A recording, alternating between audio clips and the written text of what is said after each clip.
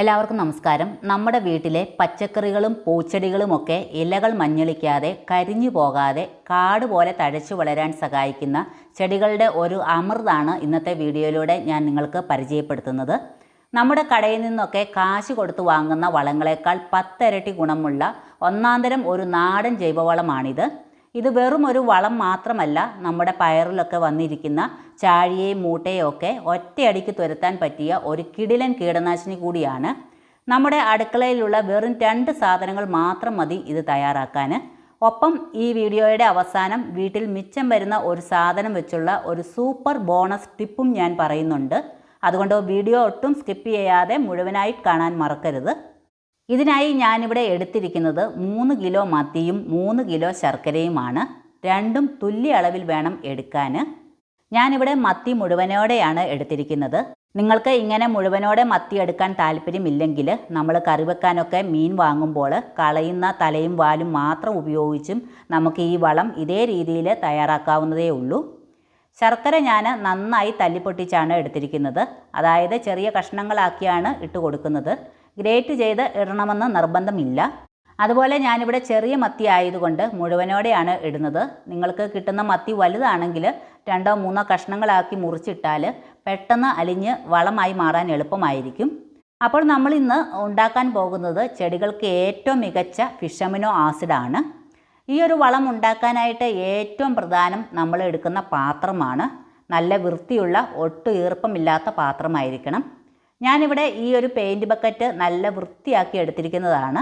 നിങ്ങൾ എടുക്കുമ്പോൾ നല്ല ടൈറ്റായിട്ട് അടച്ചു വെക്കാൻ പറ്റുന്ന അടപ്പുള്ള പാത്രം തന്നെ നോക്കിയെടുക്കണം. ഇനി പാത്രത്തിലേക്ക് മത്തിയും ശർക്കരയും ഇട്ട് കൊടുക്കുകയാണ്. നമ്മൾ വീട്ടിൽ വൈനൊക്കെ തയ്യാറാക്കുന്ന രീതിയിലാണ് ഇതും ചെയ്യേണ്ടത്. അതായത് ആദ്യം കുറച്ച് മത്തി ഇട്ട് കൊടുക്കുക, അതിന് മുകളിലായി കുറച്ച് ശർക്കര വിതറുക, വീണ്ടും മീൻ ഇടുക, അതിന് മുകളിലായി ശർക്കര ഇടുക. ഇങ്ങനെ ലെയറായി വേണം പാത്രത്തിൽ നിറയ്ക്കാൻ.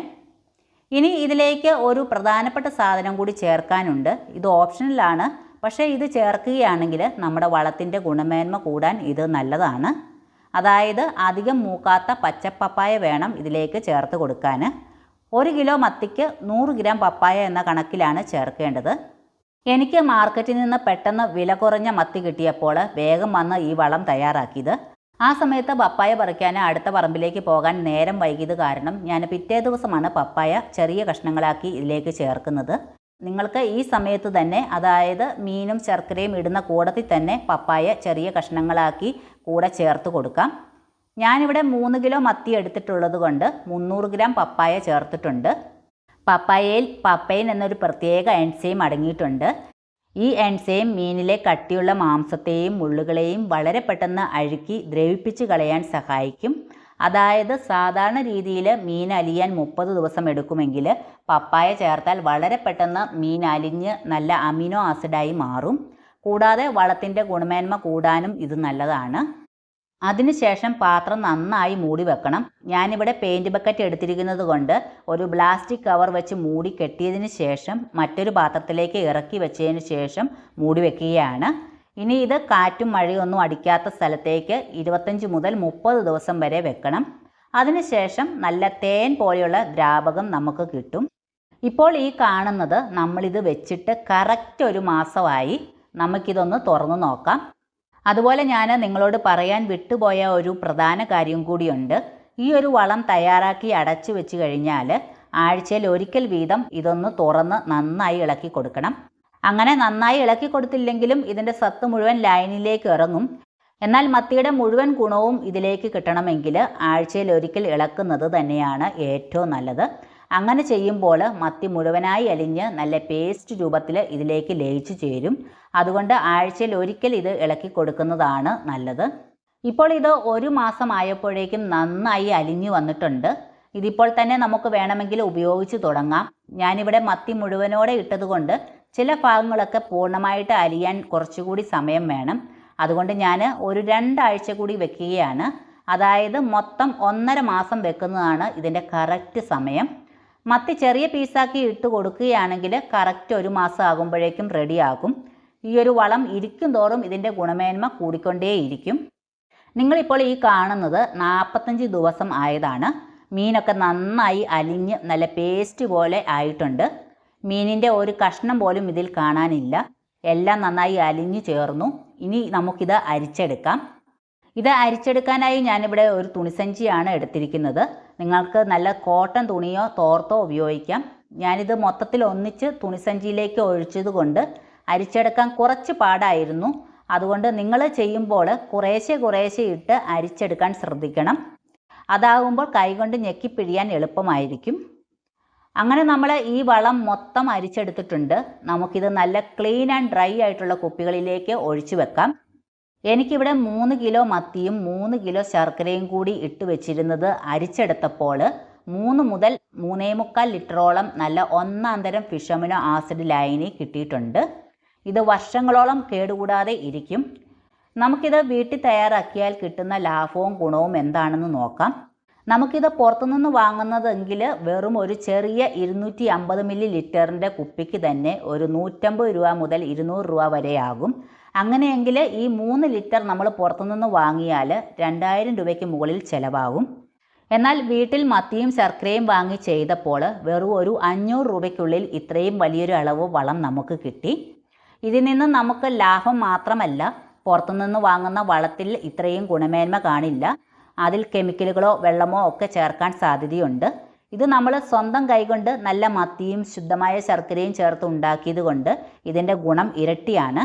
നമ്മുടെ ചെടികൾക്ക് ധൈര്യപൂർവ്വം ഈ വളം ചേർത്ത് കൊടുക്കാം. അതുപോലെ ശ്രദ്ധിക്കേണ്ട ഒരു കാര്യം പറയാം. ഒരിക്കലും ഈ കുപ്പികൾ നിറച്ചൊഴിച്ച് വെക്കരുത്. കുപ്പിയുടെ മുകൾ ഭാഗത്തു നിന്ന് ഒരു 3-4 ഇഞ്ച് സ്ഥലം ഒഴിച്ചിടണം. കാരണം ഫിഷ് അമിനോ ആസിഡ് അരിച്ചെടുത്ത ശേഷവും അതിനുള്ളിൽ സൂക്ഷ്മജീവികളുടെ പ്രവർത്തനം നടക്കുന്നുണ്ടാകും. അതുകൊണ്ട് ഇതിനുള്ളിൽ ഗ്യാസ് ഫോം ചെയ്യും. നമ്മൾ കുപ്പി നിറച്ചൊഴിച്ചാൽ ഗ്യാസ് നിറഞ്ഞ് കുപ്പി വീർത്ത് പൊട്ടാനോ അല്ലെങ്കിൽ നമ്മൾ തുറക്കുന്ന സമയത്ത് മുഖത്തേക്ക് തെറിക്കാനൊക്കെ സാധ്യതയുണ്ട്. അതുകൊണ്ട് ആദ്യത്തെ 1-2 ആഴ്ചകൾ 2 ദിവസം കൂടുമ്പോൾ ഈ കുപ്പിയുടെ അടപ്പ് ചെറുതായിട്ടൊന്ന് തുറന്നിട്ട് അപ്പോൾ തന്നെ അടച്ചു വെക്കാം. അരിച്ചെടുത്തതിന് ശേഷം ഈ സഞ്ചിയിൽ ബാക്കി വരുന്ന ആ മീനിൻ്റെ അവശിഷ്ടങ്ങൾ കളയണ്ട. ഒന്നെങ്കിൽ കമ്പോസ്റ്റ് ബിന്നിൽ ഇട്ട് കൊടുക്കാം, അല്ലെങ്കിൽ തെങ്ങിൻ്റെയോ റംബുട്ടാൻ്റെയോ ഒക്കെ ചുവട്ടിൽ കുഴിച്ചിട്ടാൽ മതി. അത് നല്ല ഒന്നാന്തരം വളമാണ്. ഇനി ഈ ഒരു വളം ചെടികൾക്ക് കൊടുക്കേണ്ട രീതിയും അളവും പറയാം. ഇത് ചെടികൾക്ക് നേരിട്ട് ഒഴിച്ചു കൊടുക്കരുത്, ചെടികൾ കരിഞ്ഞു പോകും. അത്രയ്ക്കും എഫക്റ്റുള്ള വളമാണിത്. ചെടികൾക്ക് ഇലകളിൽ സ്പ്രേ ചെയ്യാനാണെങ്കിൽ 1 ലിറ്റർ വെള്ളത്തിലേക്ക് 2 മില്ലി ഫിഷ് അമിനോ ആസിഡ് മാത്രം ചേർക്കുക. ചെടികളുടെ ചുവട്ടിൽ ഒഴിക്കാനാണെങ്കിൽ 1 ലിറ്റർ വെള്ളത്തിലേക്ക് 5 മില്ലി ചേർക്കാവുന്നതാണ്. ഇത് നമ്മുടെ തോട്ടത്തിലെ എല്ലാ ചെടികൾക്കും കൊടുക്കാം. ഏതൊക്കെ ചെടികൾക്ക് എങ്ങനെയൊക്കെ പ്രയോജനപ്പെടുന്നു എന്ന് ഞാൻ ചുരുക്കി പറയാം. ചീര പോലുള്ള ഇലച്ചെടികൾക്ക് നൽകാൻ പറ്റിയ ഏറ്റവും മികച്ച ഒന്നാന്തരം ജൈവവളമാണ് ഫിഷ് അമിനോ ആസിഡ്. ചീര നന്നായി വളരാനും വലിയ ഇലകൾ ഉണ്ടാകാനും ഏറ്റവും കൂടുതൽ വേണ്ടത് നൈട്രജനാണ്. ഫിഷ് അമിനോ ആസിഡിൽ നൈട്രജൻ അമിതമായി അടങ്ങിയിട്ടുണ്ട്. അതുകൊണ്ട് ഇത് ഒഴിച്ചു കൊടുത്താൽ ചീര കാട് പോലെ തഴച്ചു വളരും.